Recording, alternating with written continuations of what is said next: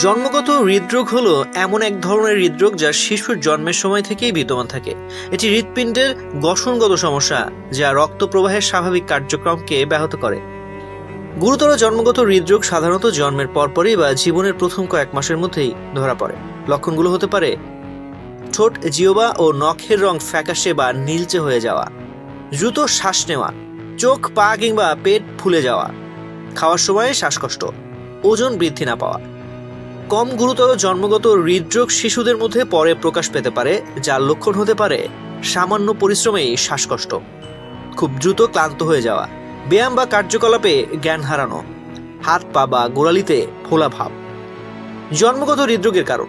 শিশুর হৃৎপিণ্ড সাধারণত গর্ভাবস্থার প্রথম 6 সপ্তাহের মধ্যে গঠিত হয়। এ সময়ে যদি কোনো অস্বাভাবিকতা ঘটে তাহলে জন্মগত হৃদরোগের সৃষ্টি হতে পারে। কিছু কারণ হতে পারে জেনেটিক সমস্যা, পরিবারে হৃদরোগের ইতিহাস থাকলে ঝুঁকি বেশি থাকে, গর্ভকালীন সংক্রমণ, গর্ভাবস্থায় রুবেলা হলে শিশুর হৃদরোগের সম্ভাবনা বেড়ে যায়, ডায়াবেটিস, গর্ভকালীন ডায়াবেটিস থাকলে শিশুর হৃদরোগের ঝুঁকি থাকে। ওষুধ, রাসায়নিক পদার্থ। কিছু ঔষধ যেমন লিথিয়াম হৃদরোগের কারণ হতে পারে। অ্যালকোহল ও ধূমপান। গর্ভাবস্থায় মদ্যপান ও ধূমপান করলে ঝুঁকি বেড়ে যায়।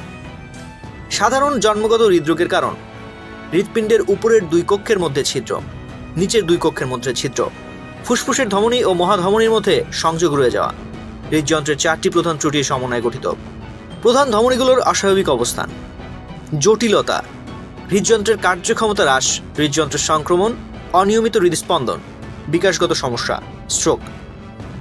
প্রতিরোধ করণীয়: গর্ভাবস্থায় নিয়মিত চিকিৎসকের পরামর্শ নেওয়া, গর্ভধারণের আগে ও পরে ফলিক অ্যাসিড গ্রহণ, ধূমপান ও মদ্যপান পরিহার করা, গর্ভধারণের আগে রুবেলা ভ্যাকসিন নেওয়া, রক্তে শর্করার মাত্রা ঠিক রাখা।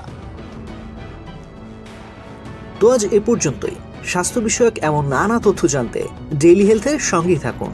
এছাড়াও স্বাস্থ্য বিষয়ক সংবাদ জানতে ভিজিট করুন www.dailyhealth.com.bd এবং ডেইলি হেলথের ফেসবুক, ইউটিউব, লিঙ্কডইন, টুইটার ও ইনস্টাগ্রাম পেজ ফলো করুন।